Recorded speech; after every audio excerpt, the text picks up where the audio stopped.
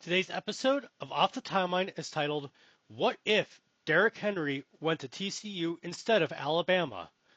What if I told you the most dominant running back of the college football playoff era never played for Alabama?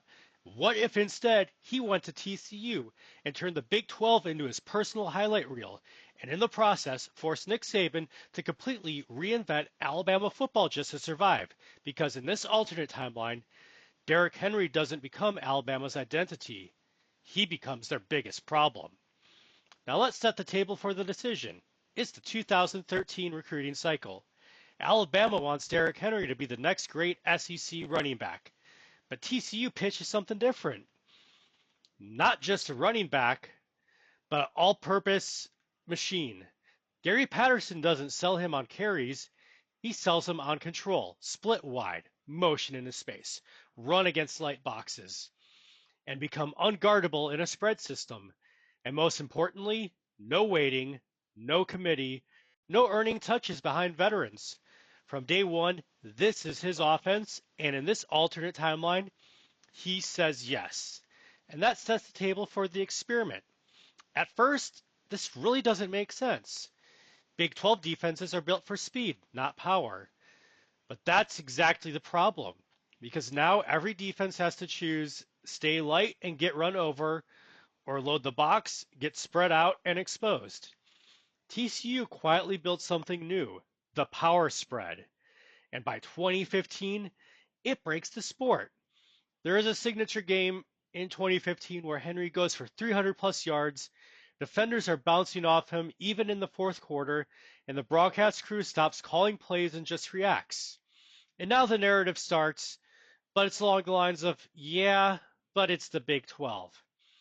And that sets the table for Alabama without Derrick Henry. Because meanwhile at Alabama, they have no Derrick Henry, no identity anchor, and instead of controlling games on the ground, they adapt early.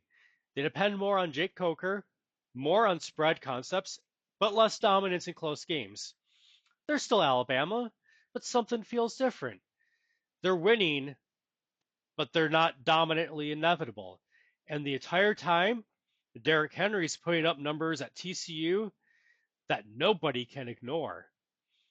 And this sets the table for the Heisman battle. The debate increases. Derrick Henry at TCU is unstoppable, but the pushback is loud. Those are Big 12 stats. He wouldn't do that in the SEC. And every week he answers it until finally the stage is set for the argument to end.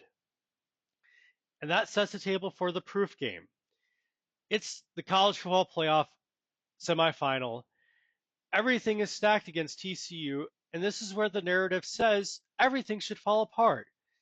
Big 12 team, spread offense, can't handle the inevitability of the SEC, but instead, Derrick Henry takes over.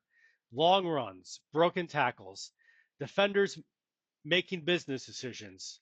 And suddenly the question flips. So what if the SEC couldn't stop Derrick Henry either? And that sets the table for the collision course, where TCU goes up directly against Alabama, the player Alabama never had, versus the system that never needed him. This is not a game anymore. It's a philosophy debate. Development versus dominance. System versus superstar. Machine versus force of nature. And no matter who wins, college football changes. So the question isn't, what if Derrick Henry went to TCU? It's, would Alabama still become Alabama if they never had Derrick Henry? And if you enjoyed this college football alternate history deep dive, hit like, comment, and subscribe, and check out the more videos on your end screen. And I'll see you in the next timeline.